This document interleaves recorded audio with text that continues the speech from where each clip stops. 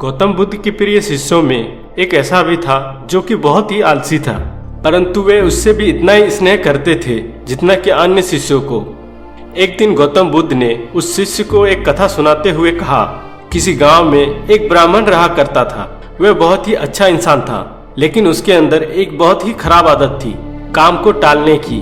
वह हमेशा ही आज के काम को कल पर टालता रहता था।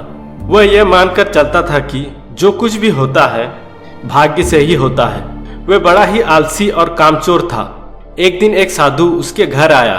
ब्राह्मण और उसके घरवाली ने उसका खूब आदर संस्कार किया।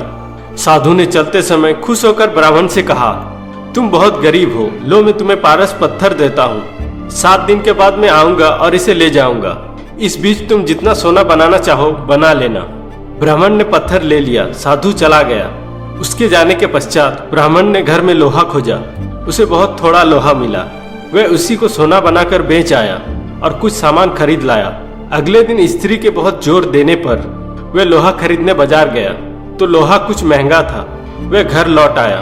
2-3 दिन बाद फिर वह बाजार गया तो पता चला कि लोहा अब पहले से भी ज्यादा महंगा हो गया है। कोई बात नहीं, उसने सोचा 1-2 दिन में भाव जरूर नीचे आ जाएगा, तब ही खरीद लेंगे। लेकिन लोहा सस्ता नहीं हुआ और दिन बीतता गया। 8वें दिन साधु आया और उसने अपना पत्थर मांगा तो ब्राह्मण ने कहा, महाराज मेरा तो सारा समय यूं ही निकल गया, अभी तक मैंने कुछ भी सोना नहीं बना पाया। आप कृपया करके इस पत्थर को कुछ दिन और मेरे पास छोड़ दीजिए। लेकिन साधु राजी नहीं हुआ। उसने कहा, तुम जैसा आदमी जीवन में कुछ नहीं कर सकता। तुम्हारी जगह कोई और होता तो पता नहीं अब तक कितना सोना बना चुका होता। जो आदमी समय का उपयोग नहीं जानता वह कभी सफल नहीं होगा। ब्राह्मण पछताने लगा, पर अब क्या हो सकता था। साधु पत्थर लेकर जा चुका था। उसे अपने आलस और भाग्य पर जरूरत से ज्यादा यकीन करने की कीमत चुकानी पड़ी।